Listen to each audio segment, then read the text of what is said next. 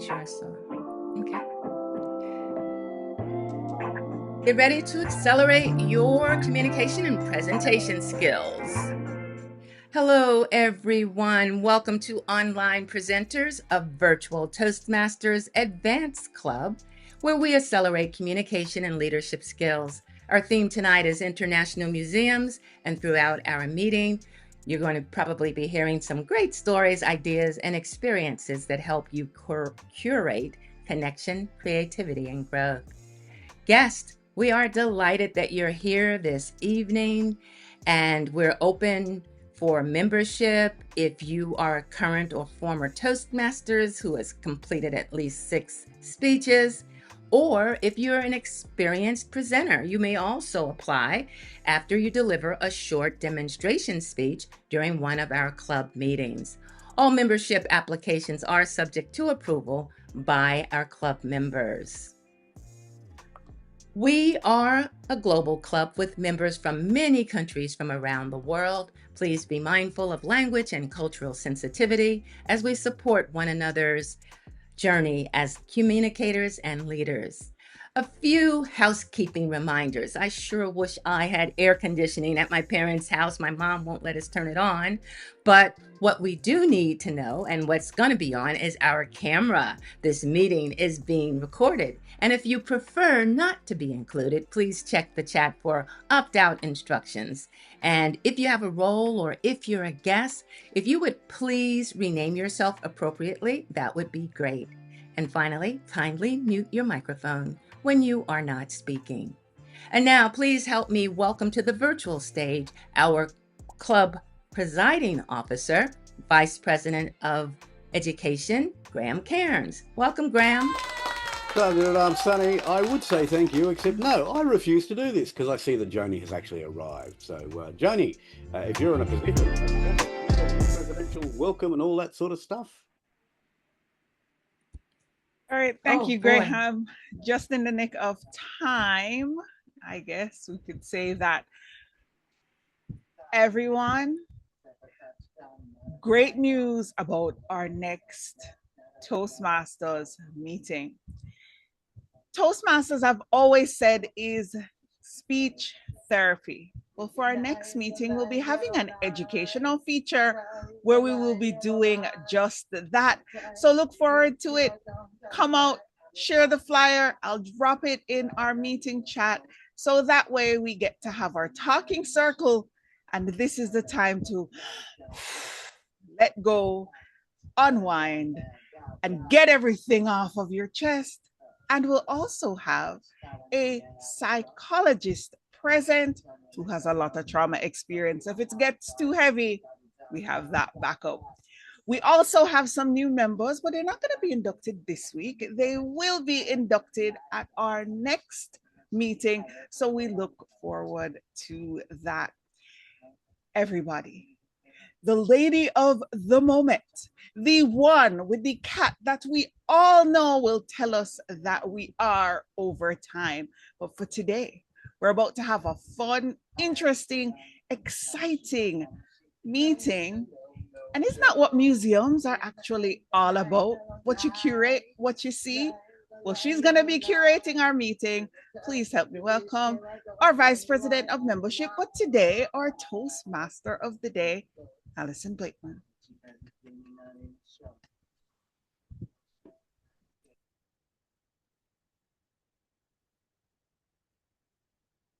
Alison, we're doing a seance. We can't hear you.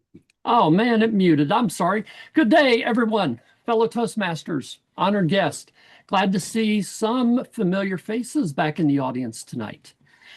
I am your international curator of the Toastmaster of the Day, Alison Blakeman. As you heard, I'm the current VP of Membership, but tonight I'm trading that role to be the Toastmaster of the Day. On today's episode of Online Presenters Advanced Toastmasters Club, we are so thrilled that you've chosen to be here with us today. And there's one thing that we all have in common. Anyone want to guess what that is? We're all online presenters or enthusiasts. A few weeks ago, I was the host of the Table Topics game show, The Online Squares. Well, I've hung up my game show hat this evening, and today I am your Toastmaster of the Day, where our theme is International Museums. When most people think of museums, they think of quiet hallways, glass cases, old paintings, ancient artifacts. Well, we've got a few of those here, don't we? Then there are those little signs that say, please do not touch. Those always make me want to reach out and touch. But I want us all to think a little deeper tonight. A museum is more than a building full of history. A museum is a place where stories are preserved. It is where the past speaks to us, where creativity is displayed, where lessons are learned and remembered, and where ordinary objects actually can become extraordinary because of the meaning that's behind them. In many ways, every Toastmasters meeting is a museum, if you think about it. Each speaker brings an exhibit from their life, a story, an idea, a lesson, a moment, a memory. Each evaluator helps polish that exhibit so that it can be seen more clearly. Each table topic speaker creates a brand new display right before our very eyes. And every guest that walks through our virtual doors becomes part of the experience. Tonight, ladies and gentlemen, I invite you to walk through this meeting like a child with wonder and awe in your eyes, just like they would walk through a museum with curiosity, with appreciation, and with an open mind. Listen for the stories behind the words. Notice the courage behind the speech. Appreciate the growth that may not be just behind the glass, but is right there in front of us. Tonight, we're not just holding a meeting, we're curating with confidence. We're preserving progress, and we're displaying courage. We are creating moments worth remembering. And with that, let's officially begin this museum and the tour. Now, I noticed that we don't have an education moment. So, Madam President, I'm going to take that, and if someone can give me a 2-minute timer, I'm going to give you a little educational piece. So if our timer can time me for 2 minutes, I'm going to take liberty and do that. Someone asked, how do I find the energy to be peppy and come up with creative ways for being Toastmaster of the Day or hosting meetings? Fellows and friends, it's all right there inside you. In the 90s, I heard that to be enthusiastic or to have enthusiasm about something, the last few letters, IASM, you have to be I am sold myself. You have to be sold on it. Do you believe in what you're doing? When I volunteered last week, I'm like, oh gosh, Graham, I'm really busy, but it's been a while since I've been Toastmaster of the Day. But I owe it to the club to step up and do my part. So when the museum, I thought, gosh, how am I going to come up with some topic about museums and make it interesting? Pondered in my head all week. This afternoon, I sat down and I started writing my script. Yes, Toastmaster of the Day is not just a role to facilitate. It's literally a speech and a performance. You can make it fun. And that's what I encourage you to do. Because when I tour different clubs and give speeches and participate in TLI, I always ask the one question when I visit a club. Why should I join your club? Would you believe, Graham, that a lot of people struggle to answer that question? They sit back and they think, wow. And then I ask them the tough question. If you can't answer that to me, a club coach, or giving the TLI class, how do you expect a brand new Toastmaster walk in the door? If you can't say it and you don't know it, how can you express it to them? I am sold myself, IASM, on Toastmasters. I believe in it. I believe in it wholeheartedly. So how do you become an enthusiastic speaker or an enthusiastic Toastmaster of the Day? Look what's inside you and what you love. And that's how you do it. Find that energy, be creative, have fun with it. And you look around the room and I see friendly faces that are here to support you and support us. With that, I'm going to jump right back in. Thank you, Mr. Timer, or Timer, for timing me. Now, it would be crazy for me to run this hallowed museum tour all by myself. I have some auxiliary functionaries to help me guide you on this Toastmaster Museum tour today. The first one, to ensure that you don't spend too much time gazing and to keep you on pace, to see all the fine exhibits that we have here today, please help me welcome our curator of time, San Giovanni. Is San Giovanni here, or is it Dr. Andrew? San Giovanni's not here, but Andrew has been doing it. I don't know whether that was his intent. I'm perfectly happy for him to continue in that role. I was just helping you out. You said you needed somebody to time you for 2 minutes. So Well, then apparently we do need a timer. Dr. Byrne, would you care to be our impromptu curator of time? sure. Okay, would you please tell our fellow Toastmasters and guests here today what your role as timer is going to be? Certainly. There are 3 segments of activity during our club meeting. The first is prepared speeches. These are usually 5 to 7 minutes, unless they're an icebreaker, which is the first speech for an individual in the program, which is 4 to 6 minutes.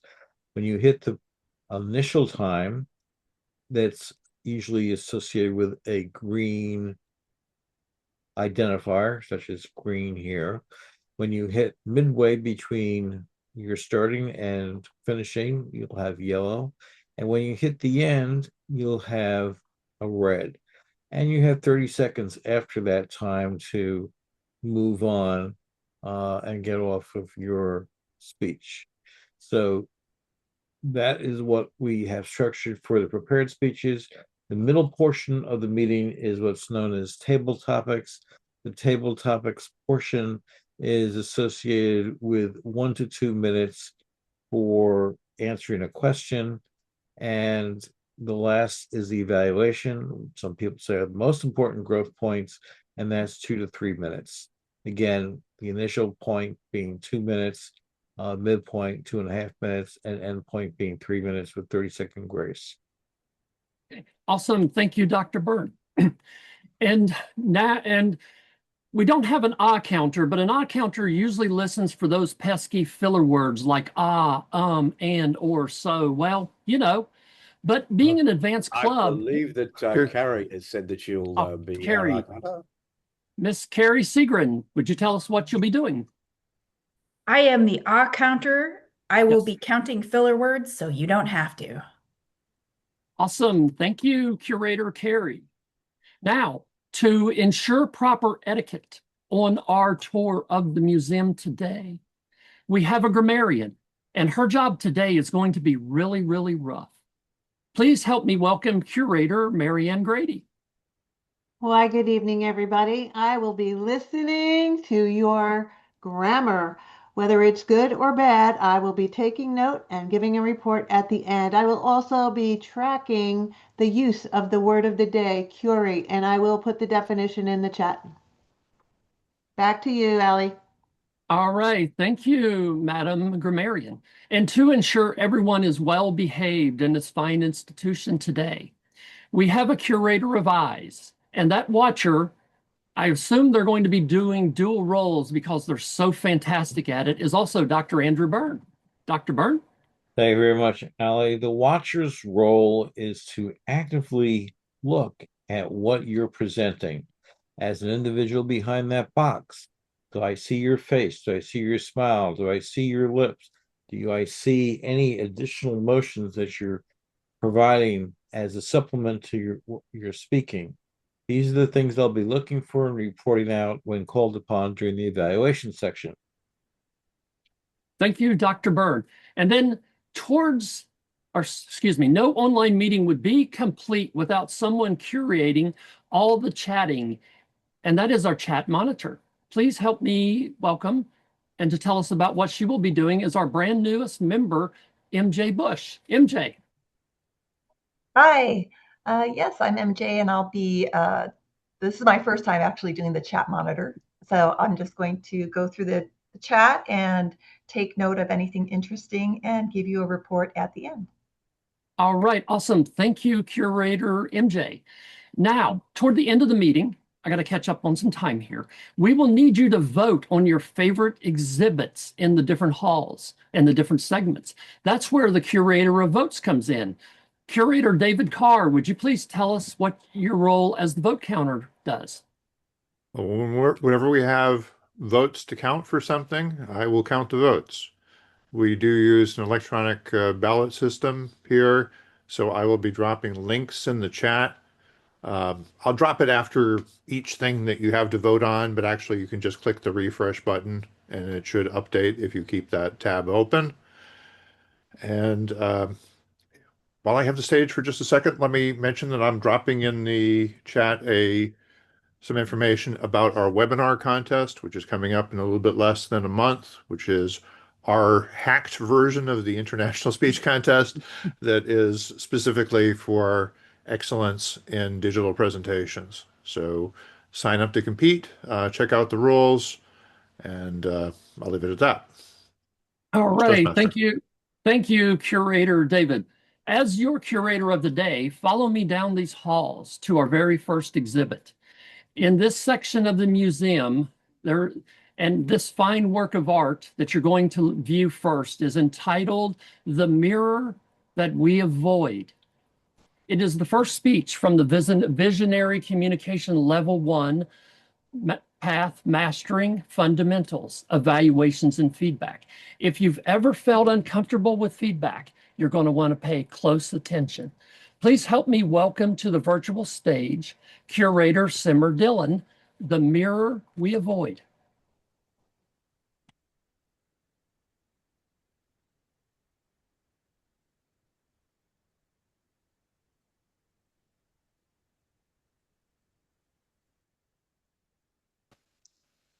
Thank you, Alison. Thank you, guys. Okay, so a few years ago, I walked past a mirror and avoided looking into it. Not because I was in rush, because I already knew what I did not want to see. Good evening, fellow Toastmasters and guests. Today I'm presenting about evaluation and the critical role feedback plays in our growth, confidence, communication. And I think feedback can feel exactly like that.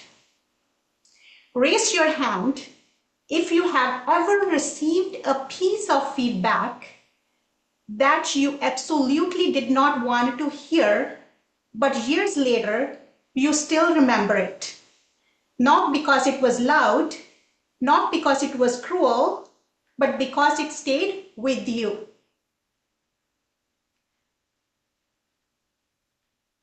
Okay, so yes, thank you. We remember that feedback, not because it was loud, not because it was cruel, but because it stayed with us. If we built a museum for our professional lives, those raised hands represent the exhibit we keep locked in the basement, the museum of our missteps.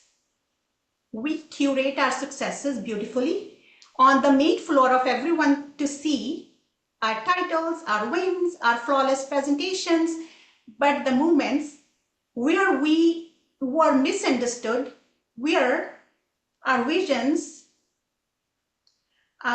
felt flat, or where a piece of feedback cut deep, we bury those in the dark archives. Today, I want to take you into my archive. I want to pull out one specific broken aircraft from my past, put it right under the gallery light, and look at the mirror I spent a long time avoiding. I remember the launch of a major framework I had built. I had poured months into it.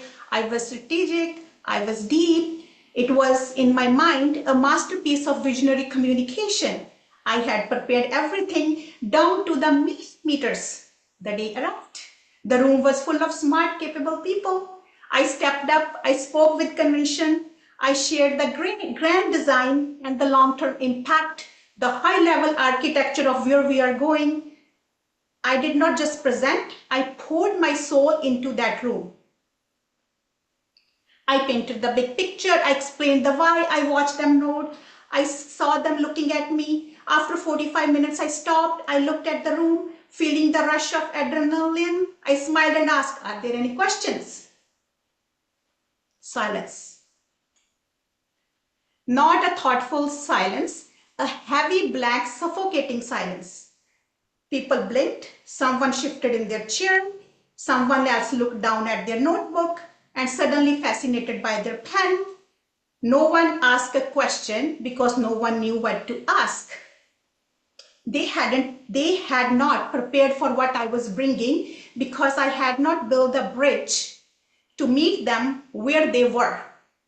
They hadn't listened to the strategy because they were trapped trying to decode the language they did not understand, because I was communicating from my view of the mountain, not theirs. I stood there under the bright light of that room, holding a beautiful vision that was completely dead in the water. I left that room feeling exposed. My instinct was to blame them. They didn't do the pre-reading, or they aren't thinking big enough. They don't have the capacity for this vision. That blame is a comfortable blanket. It protects our ego. But a few days later, a trusted colleague walked into my office. They did not offer comfort, they offered a mirror. They sat down and said, "Simmer, the vision is beautiful, but you built a glass castle and forget to put a door in it. They did not leave you, they just could not find a way in." That was the mirror I avoid looking into. It hurt to look at. It forced me to realize that visionary communication isn't about how magnificent the speaker looks on stage. It is about the precision of the infrastructure we built for the listeners. That failure became my most valuable artifact. Without evaluation, without the brutal, honest feedback, that shatters our illusion of perfection. We keep building castles that no one can enter. And evaluation is the tool that forces us to ask the hard questions. Did they actually hear what I thought I said? Did I prepare the ground, or did I drop a seed on a concrete? Is my presence inviting alignment, or is just creating distance? If we want our communication to be sustainable, we have to stop running from the feedback that corrects our courses. We have to treat evaluation not as a critique of our worth, but the blueprint of our expansion. Every museum has a curator, someone who decides what is worth keeping, what needs to be restored, and what needs to be placed under the light. In your leadership, you are the curator. If someone hands you a piece of difficult feedback, the next time a presentation falls flat and you are met with the silence, don't sweep the broken pieces under the rug. Walk up to the mirror, look at what went wrong with clear and unblinking eyes. Because the stories we avoid examining are always the exact one we need to tell. Thank you. Back to Madam Toastmaster of the Day. I think I went a little over. Thank you, Simmer. Our next exhibit here in our International Museum is from the Path Dynamic Leadership Level 4, Building Skills. And it features the artistry of the chipper and always upbeat Carrie Kong. The title of this fine work of art is titled Dim Sum Fund, Funding Mom's Europe Trip, One Sai Mai at a Time. Please help me welcome the fabulous artist and special curator, Carrie Kong.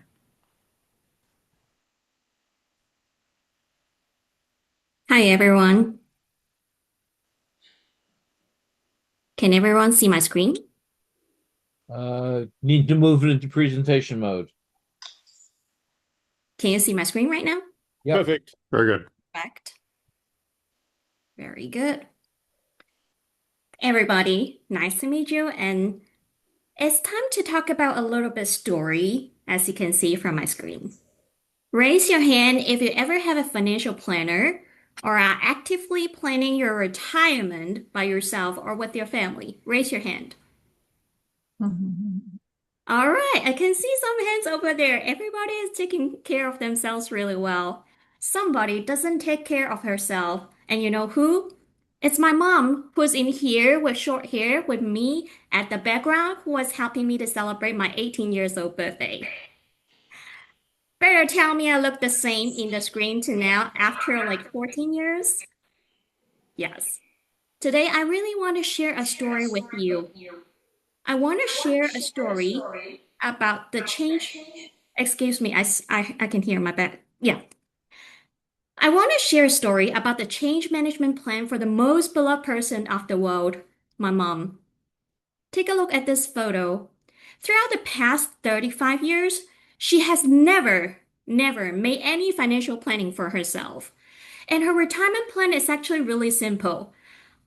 I hope my children become doctors and lawyers when they grow up. No, unfortunately for her, I am not a doctor and I'm not a lawyer. Instead, I'm a Toastmaster. Huh, I'm sorry, Mom. So that's why we need to change. And first, let's analyze the situation for a little bit. My mom is actually transitioning from her part-time job in a hospital to a full-time hospital role right now. High spending habits into unnecessary products like skincare, those subscriptions in the TV that she has never watched before. Zero insurance. Yes, you're right. Zero insurance policy under her plan right now. And a heavy reliance on the public hospital system in Hong Kong. What is it about? It's a disaster. So let's look into a little bit of her financial planning. And it's an octopus card right here. For those of you who can recognize, maybe in London, you have an oyster card. Or in Massachusetts, in Boston, you will have like a Charlie card. If you have a card like this, like the octopus card in Hong Kong, it means that I can actually trace your spending. So I did the analysis to her. I traced her spending. And I can see there is a lot of unnecessary spending into some of the Korean skincare she has never used before. There is financial leakage into unnecessary TV subscriptions, and of course, into unhealthy snacks. And she's turning 55. She needs to take care of her health. After looking into the data, and then we have split it into three situations. She can either do nothing, no change, or total savings into everything so that she can catch up until she's 65. Or we have launched a campaign for her. It's called the 852 Spring Dim Sum Fun. Dim sum is a traditional Cantonese type of tea gathering. So everybody we eat small plates and then we chat over time and then we are going to set up a dim sum fund for her. Let's see what are the things that we can do for her. And there, after analyzing a situation, talking with her, I know that there are three things she can do in order to help her to optimize a little bit of her saving situations. The final goal is to ensure that she'll spend her 60s in Santorini, not in my guest bedroom. So I've set up these three pillars and let's go through them one by one in a simple understanding. First, I help her to set up like a very easy mandatory provident fund. It means that she can contribute by the employers for their fund, something really similar to the USA 401k or a pension fund you can contribute. But at the same time, on top of that, she can contribute additional voluntary fund. It means that it's additional tax breaks and tax saving. It's simple and easy. Next, the Wizard Sheet. For those of you who doesn't know, it's actually really expensive to go to the public hospital in Hong Kong. If you want to do a public hip replacement, it will take longer than a flight to Mars. Okay, I'm just kidding. It would not take longer than a flight to Mars, but definitely it would take longer than her expected. So by implementing this WISP policy, it means that the government is actually helping her to go to the private hospital with minimal expenses. And also, she can have more tax deductions. So remember what I said? She has zero insurance. So at the time of 55 years old, she's starting to contribute to this WISP policy so that she will have insurance policy. The goal is that we and I and my siblings, we don't have to sell our kidney to pay for hers. Last but not least, is to cut all the unnecessary expenses like those skincare. I know she looks really good, but it's unnecessary. And also those unhealthy snacks. You only need one snack at a time. You don't need 5 snacks, and 5 of those expire, right? And then the rest of the 25% of the income, it will go to a dim sum fund, which is like a really cute name because they have panda bonds and then they'll have dim sum fund. So that she will save half into like more conservative, like a bond fund, and another half into the savings account. So at the end of that day, we really want to fund her overseas trip without incurring additional responsibility for us.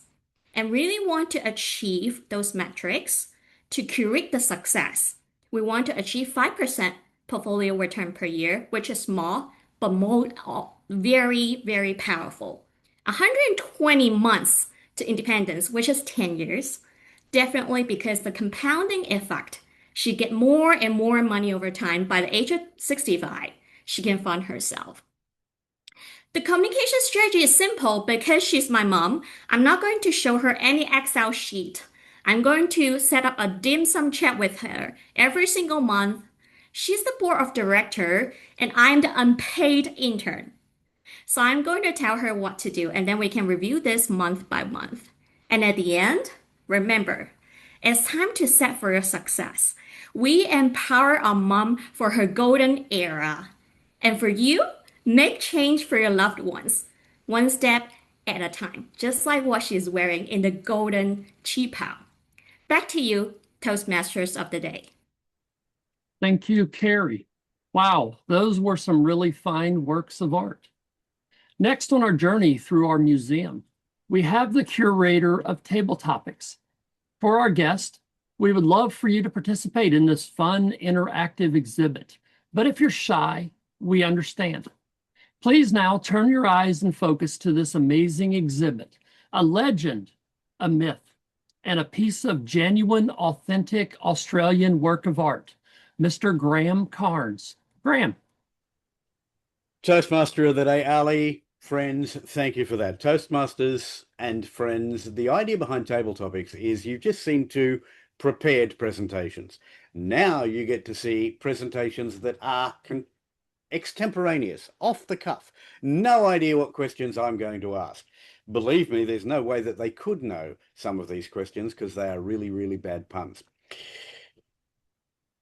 The idea of this is that the speaker will speak for between 1 and 2 minutes, and they will get an indication with a red indicator at 1 minute, an amber or yellow at 1.5, and then a green at 1 minute, amber at 1.5, and a red at 2 minutes. Once the red comes on, that means you should really shut up because you're supposed to speak sort of 1 to 2 minutes. Anyway, that's how it works.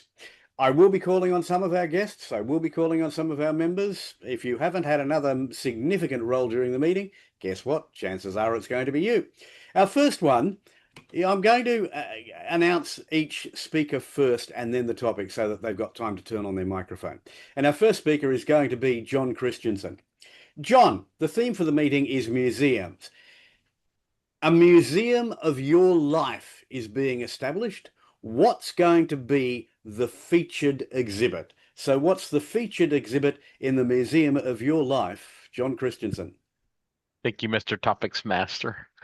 It's going to be a theme of chaos. It's not going to be curated to my adulthood. It's probably going to be around my childhood, growing up in a trailer with 13 of us. I have 8 brothers, 2 sisters. We had 1 bathroom. it was absolute chaos. I don't know how my mom could task switch and multitask how she did, changing diapers, talking on the phone, selling Avon, selling Tupperware, helping kids with homework, doing dishes, cooking meals, absolute chaos. And I wasn't an innocent son. I would trigger my younger siblings, my older sister would pick on me all the time. So the museum's gonna be a mess. And it's gonna be dirty room, dirty dishes, chores not being completed, gum wrappers, candy wrappers, because we used to go to the store and steal candy. I know it's bad to say, but we were so poor and we had an addiction to sugar. So my brothers and I would go to the store and they'd make a little diversion and we'd go fill up our pockets and leave and come home and stuff ourselves full of sugar. So thank you for the question, Mr. Topics Master. Ah, dear, I would not want to be the curator putting together that mess, but it certainly sounds like it'd be a fascinating exhibit. And that's the thing I like about museums, that they are fascinating. You learn things. Tracer, you're going to be our second Table Topics participant. Museums, as I've mentioned, are for learning. What's the most important thing that you have learned in the museum of your life? So, Tracer, what's the most important thing that you have learned? The most important thing I have learned is to surround yourself with high quality people. And it's not about the stuff, it's about the value add and the support that the people in your life can give you.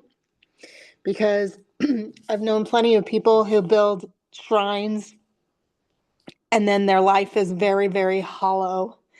And I think that it is imperative to not cut yourself short. You know, I made a lot of compromises for people and overextended myself trying to preserve relationships that probably should have fallen away because they weren't necessarily supporting me. And so I think that for me, thinking about what a high quality relationship is and maintaining a standard for that and being willing to say, you know, like what's important to you and what support truly looks like is an incredible thing to have. And it's an intangible. You know, a lot of times museums, you know, we're looking at objects, but at the end of the day, what is a good life actually made out of? And I think every one of us, every day of our life, we are building the temple of what our life represents. And so I think I would like to look back on my life and think that I built something really special. Thank you so much for the question, Graham. Back to you. Thank you, Tracer. Building a temple rather than a shrine so that we're full and not hollow. I really like that concept. Zbigniew. Zbigniew or Zbigniew? I'm never quite sure. That is correct. All right, Zbigniew, for you, the question is, there are two types of museums, really. There are museums of art, and then there are museums of natural history. Which do you prefer? Do you prefer a museum of art, of paintings, of that sort of thing, or museums of natural history, of what's gone past and the physical? Mm, interesting. Well, I think the museum that has made the biggest impact in my life, that has made the biggest impression on me, was one that was converging those two concepts. Actually, it's a museum called Inotim in Brazil. It's next to Belo Horizonte, and it's a museum of modern design, and it's a national park as well. So you see a lot of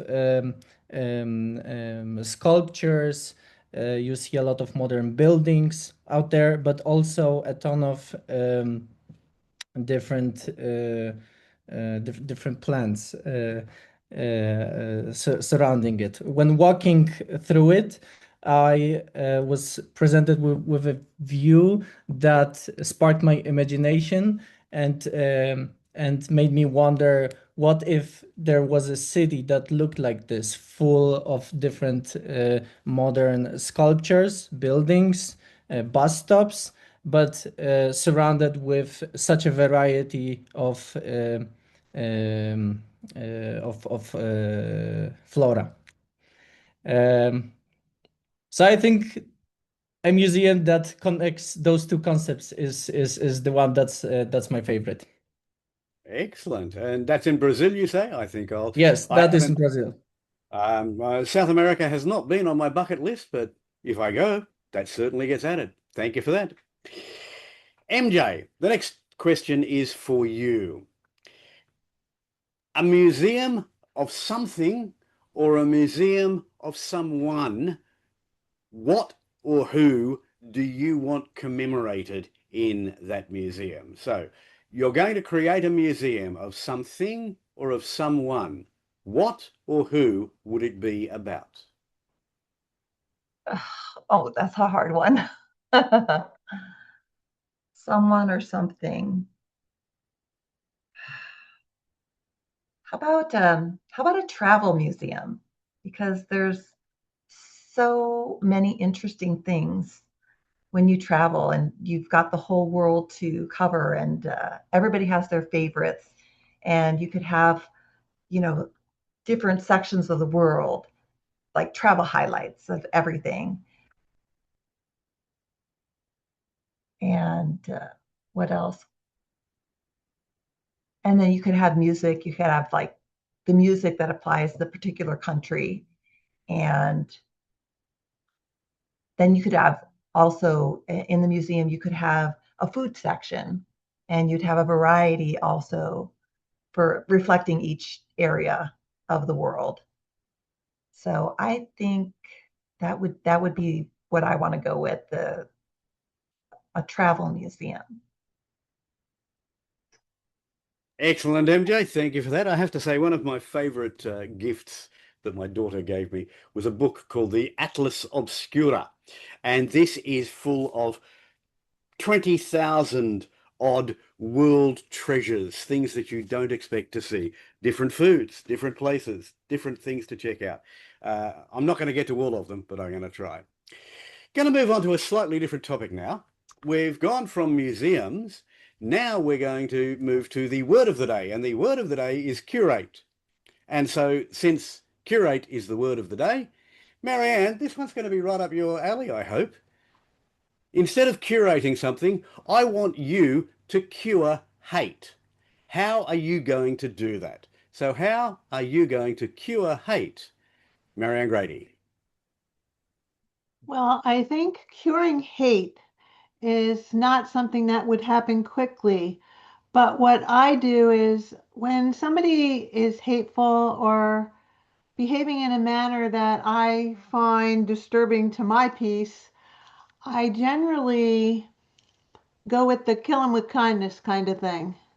I really feel it's very important that we have to be intentional and that we must act and not react to people, because when we react to people, we give up our peace. And I like to keep my peace, and I've worked very hard at keeping control of myself during those matters when people are kind of out of control. And as an HR professional, while I was working, this was truly important to be able to keep the calm and be kind to people, because, hurting people hurt people. So when people were saying bad things, I always looked at them as somebody who needed some assistance rather than a big jerk. So just my way of looking at it, and I stick with it. Kill 'em with kindness. Back to you, Graham. Fabulous. Thank you, Marianne, and good advice there. Now, Jay Pinto, which I think was Juan, I believe, from last week. Juan, are you happy to take a question today?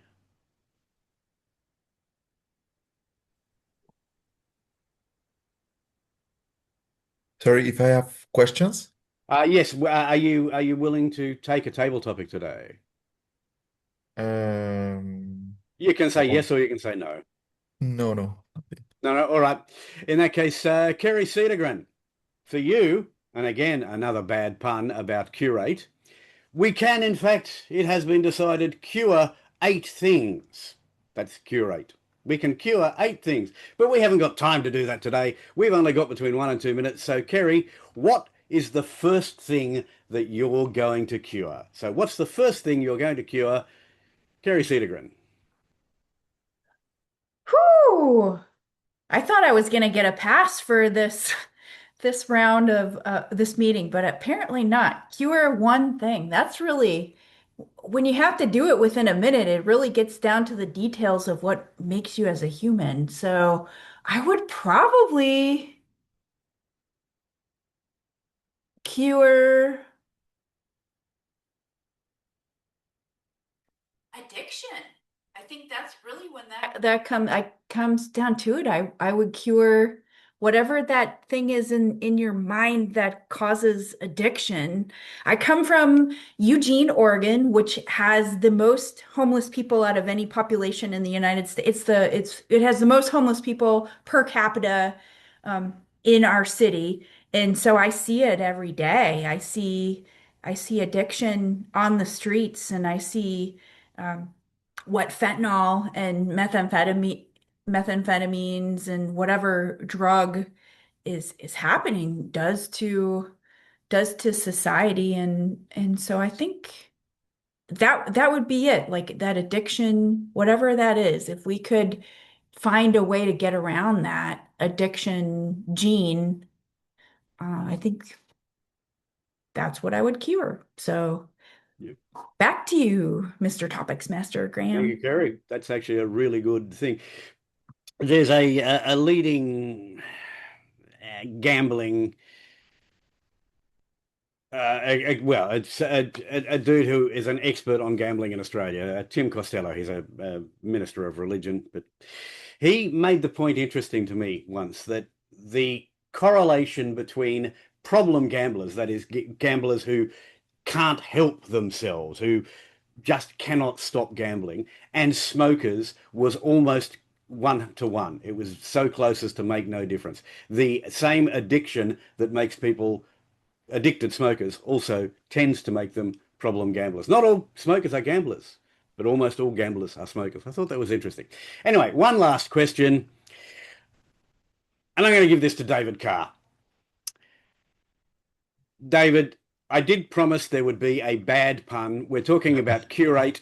Well, you ever been stuck in a supermarket line or another queue like that, and it moves really slowly? That's the queue rate, the rate at which the queue moves.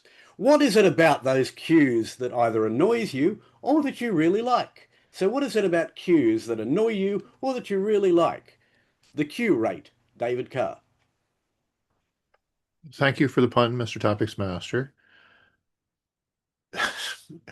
What kind of person would you have to be to enjoy really, really long lines? I'm just trying to figure out what kind of perversion you are imagining, Graham, that would exist in nature.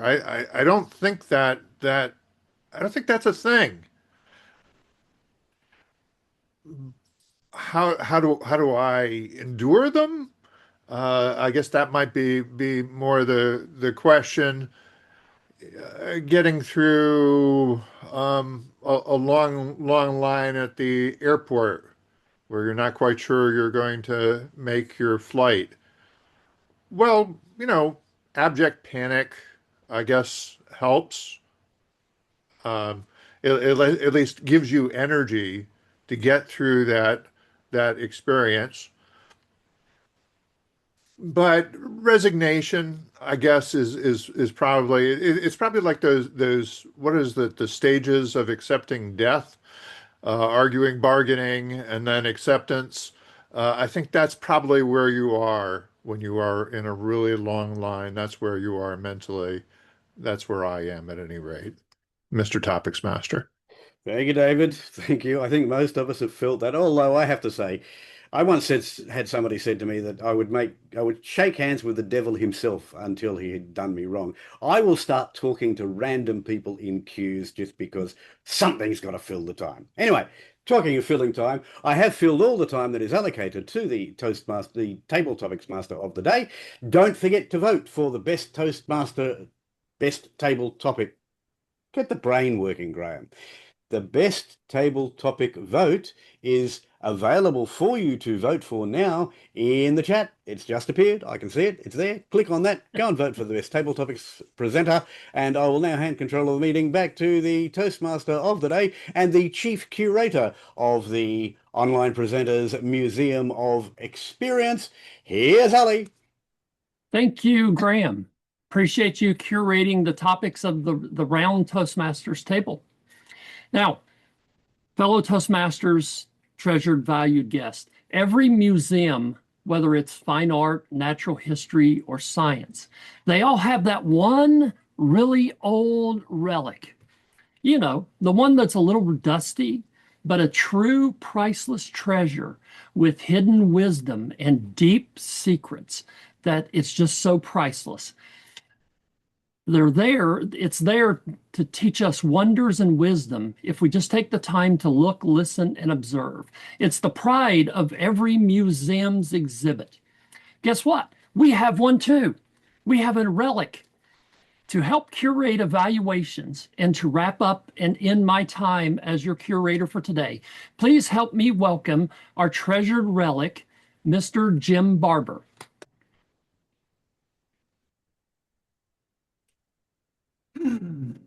Thank you, Madam General Evaluator. Wow, I've been called many, many things. Ancient relic, dusty.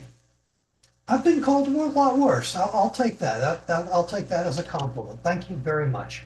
My fellow Toastmasters, this is the evaluation portion of our meeting, and let's just move right into it. I will remind our evaluators that the evaluation time is 2 to 3 minutes. Dr. Andy Byrne is up in the corner now, and he will time our different evaluators. We have curated, two great evaluators to evaluate our prepared speeches this evening. Our first evaluator is Jace, who's going to be performing an evaluation for Simmer's presentation. So Jace, take it away. The mirror we avoid. Let us find out whether your speech is an error or not. Toastmaster Simmer, you started your speech with a storytelling which actually expressed that you actually wanted to engage with the audience, and most importantly, that you actually wanted to grab the attention of the speaker. That is actually a commendable job to connect with the audience or to grab the attention of the receivers in the auditorium or on the virtual podium, I would say. And the second most important thing I would say is the way you dressed up yourself and the background. Truly, truly amazing. You dressed up yourself very professionally and you presented yourself in a way that could actually inspire others through your body language and your illustrative gestures, and most importantly, your ability to connect with people. The moment when you actually asked the question, raise your hand, which actually showed that you actually wanted to engage with the audience, that you actually wanted to interact with the audience, which shows that you are a potential speaker who has the capacity or potential to connect with people even more effectively. And then I would say a good usage of the language. You used a very good rhetorical device. And most importantly, I would say a glass castle without a door. Such an amazing usage of the word. And then you used blueprint of expansion. So these languages added a glory to your speech. So now I'm going to give a curated recommendations, which is actually going to take your speech from commendable to exceptionally compelling. So, in my point of view, I would say that when you're actually starting your speech, please refrain from saying thank you in the beginning itself. Rather, you just jump into the speech, jump into the story, and then just go ahead. And second thing is, I was able to find out that you were actually reading the script and delivering. So there was actually a miss of constant eye contact. So eye contact is really important. So I felt that the eye contact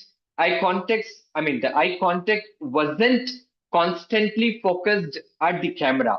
If you could have focused at the camera, it could have actually gave us the vibe and made us feel more lively. And the second thing I would say is you talked about the unsolicited criticism in your life, but you didn't talk about how you overcame it. Because I would feel that when you actually end your speech or conclusion with a powerful message, which will help the audience to take those message from with them. So what I can tell you is when you're actually ending the speech like this, when you have the capability or the power to accept the unsolicited criticism, you will always become unbreakable and unshakable. Having said that, a quiet refinement of your speech will definitely take you to the ordinary stage. And most importantly, you were extremely aware of the audience, and most importantly, you were amazing when it comes to delivery. Thank you so much. Thank you, Jace. Very well done. All right. Before we go any further, I want to brag, if you'll excuse me. I want to brag on myself just a little bit. You may remember that last week I confused Jace and Joni because they both started with the letter J, and so I got the two of them confused in what they were doing. Notice that I'm faced with exactly the same quandary tonight. Our two evaluators are again Jace and Joni, but this time I am keeping them straight. So old dogs can learn new tricks. Our second speaker this evening was Carrie Kong, and evaluating Carrie, we have not Jace, but Joni Renee Laidlaw. So Joni, take it away. Thank you, Jim. Carrie, you had great eye contact during the speech. Now, I noticed when you were looking at your slides, you would look away, but for most of it, you were looking at us, and it felt like you were having an important conversation with me. And that connection matters whenever you're doing certain topics, especially ones that come with finance. That one-on-one touch actually makes it feel more comfortable. I loved your slides. I loved how they enhanced your message. They weren't slides just for the sake of having slides. And I like the fact that you were on the slides. So it wasn't me having to choose between seeing you and seeing your message. I could see both. And I got a side of you that I'm not actually used to, which was actually pretty awesome. I loved your use of humor. I liked how you just snuck it in there. Not in my guest bedroom. That actually worked with the connection because it came out of left field. So even if I wasn't paying attention, it was what? Huh? And it centered me right back to hearing what you had to say. How would I suggest that you improve this, especially as it relates to connection? Well, everybody sounded like you in this speech. Now, I'm not sure if your mom actually does sound like you, but I think she might have been aged a little bit more, or there might be a little bit of a different intonation in how she would speak, maybe a bit slower in how she speaks with Carrie when she is talking about the importance of the snacks. It helps to bring your character to life because even though we saw her, we haven't experienced her. And it would be nice to have experienced her so we can understand your perspective when trying to share this message with her. Not all moms are created the same, you see. So it would help to see your perspective on her imitation, after all, is the best form of flattery in this case. I would love a call to action. I understood your change management plan and I understood the change management plan for your mom. But honestly, what does that have to do with me? How does that help me? In the beginning, you asked us who's doing it. What do you suggest based on what you figured out from doing this for your mom? What's that pearl of wisdom? What did you curate that would make it better for us, easier for us to do our own change management plan, or the one thing that would give the epiphany for the person who needs it so they don't end up in their child's guest bedroom? Love the fact that you reframed, work on it a bit more because a lot of your gestures were still under the surface. But great speech, great connection. Back to you, General Evaluator. Thank you, Joni Laidlaw. Now, normally at this point, I would ask our timer to post the times of our two evaluators. I'll give them something to do anyway. Andy, how did our two evaluators do this evening? Not our two timers, our two evaluators.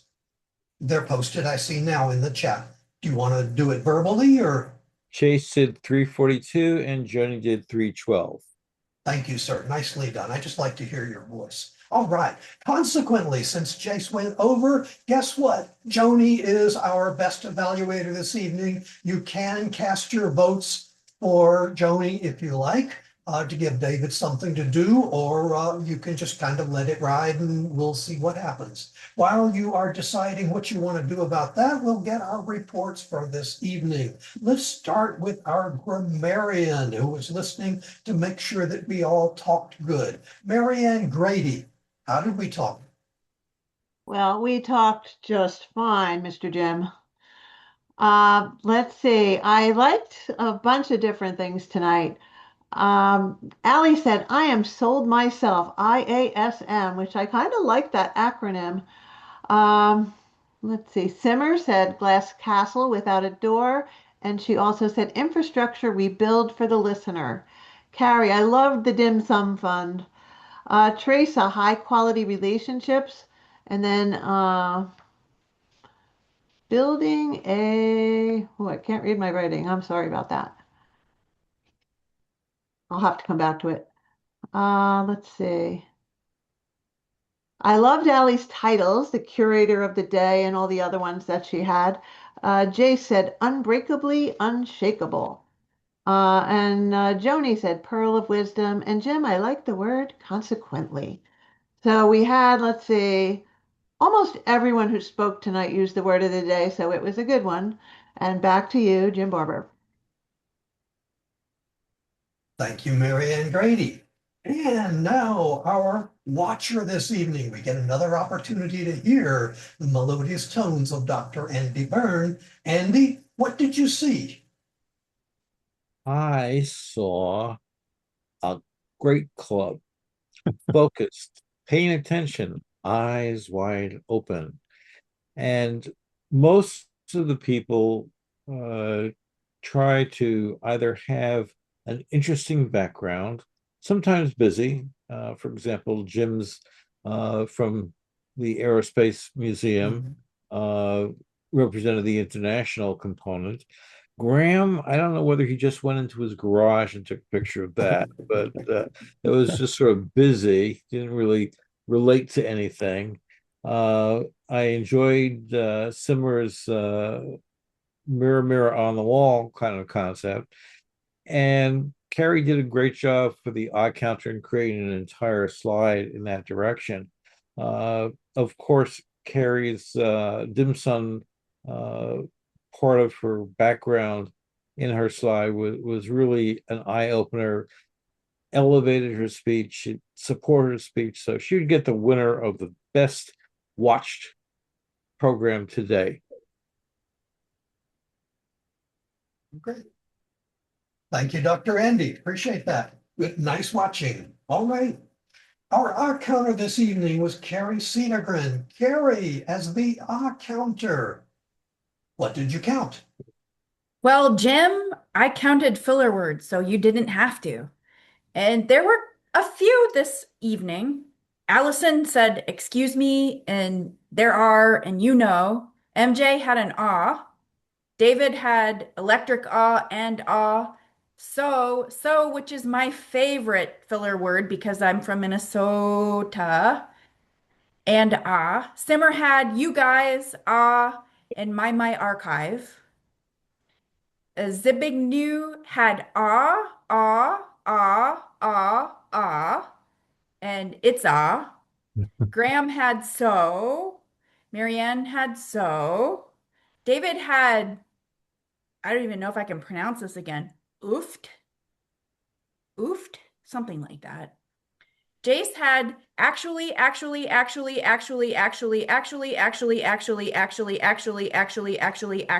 13 times. Jim had this time. Joni had actually, and a UC. And I did not hear any rights, which is a new Californian thing. So if you listen to a Californian, they always say, right? Watch for it. Watch for it the next time you talk to a Californian. It's there. Back to you, Jim. So, thank you very much, Carrie. That was very well done. And now, oh, the chat monitor. That's our last report that we need to hear from. Watching the chat and determining what we talked about. MJ, what did you see? Okay, so it started out with Teresa gave us the information about the 2027 International Toastmasters Conference that's going to be in Paris.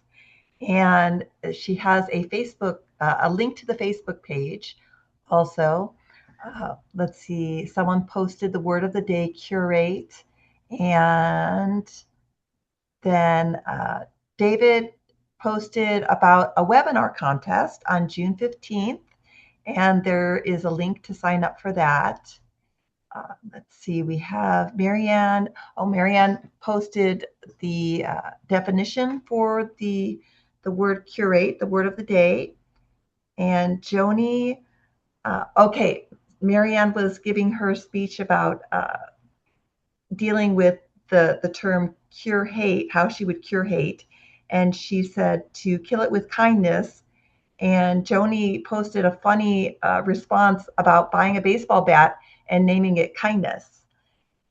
So, and then, which was pretty cute. Allie posted that she saw the Titanic exhibit in Cleveland and got to touch a piece of the salvage wreckage. So that's super interesting. And let's see, Carrie Kong posted an interesting, a post. She shared a post with an interesting take on financial planning. And Dr. Andy Byrne posted a cute pic of his granddaughter's bar mitzvah this past weekend. And that's it. Back to you. Very well done. Thank you, MJ. Now notice that I've got actually 3 J's here. I've got J Jace, I've got J Joni, and I've got MJ, who just throws in a J just to confuse me a little bit. So rather than trying to differentiate between them, I'm just going to refer to J. J1, J2, J3. You can figure out which one I'm talking about. Because in my evaluation of the meeting as a whole, I want to first evaluate our 2 evaluators, J1 and J2. J1, I want to commend. Went over time. That's a shame because I thought it was a darned good evaluation. J1 did a very good job, and except for going about 15 seconds, which is easy to do, went over a little bit over time, but I thought just did a great job, and I'm looking forward to having him back doing it again. Joni also did a great job, but of course, Joni always does a great job. So we expect magnificence from you, and you delivered. That was great. The only other thing I want to comment on, and I want to give kudos to everybody here, is on timing. I'm a big stickler of that. One of the things that impressed me the most when I joined Online Presenters about, 8 years ago, I think it was that we started the meeting on time and we ended the meeting on time. And I thought, this is a club that knows what they're doing. We always seem to start our meetings on time. Sunny does a great job as Sergeant at Arms. She gets us started right on the dot of 7:45 if you happen to be in Eastern Time. It works for all the other time zones as well. We've gotten a little bit loose in recent meetings, not always making the end of the meeting on time. This time tonight, we are doing it. I want to leave a little bit of time at the end so that we can talk to our guests, find out their comments on the meeting. So we've got a little bit of time left to do that. But consequently, I am just impressed because this is not something that one person does. Allie was sort of in charge of the whole thing. And of course, the general evaluator, the topics master, and so on like that. But this was a team effort. Everybody came together to make sure that the timing worked. So kudos to everybody. And with that, I now return control to our Toastmaster of the day, Allie, and then you can return it to the president. Oh, before I did that, I forgot to ask for votes. I think we already know who the best speaker and best evaluator are. However, we probably have a race for table topics. So, Mr. Vote Counter, how did the votes look? Oh, that is not what I meant to share. Here come the winners for table topics. John Christensen for best speaker. Carrie Kong. Now, Carrie, both speakers ran over time. I don't think we were displaying the timing lights as clearly as we could have, though I would tell speakers it's an awfully good idea to set your own timer, because if it was a contest or something more serious, then we would have to disqualify you. And best evaluator will be Joni Renee Laidlaw because of a time disqualification, because only one person was disqualified in that case. Joni wins. Thank you, David. Right. And with that, I return control. This old relic returns control to Allie. Thank you, Mr. Relic. All right, I'm going to hand it over to Joni because I have a 9 p.m. Eastern Time hard stop, and Joni is going to take it over and talk to our guest. Joni. Thank you for that, Allison.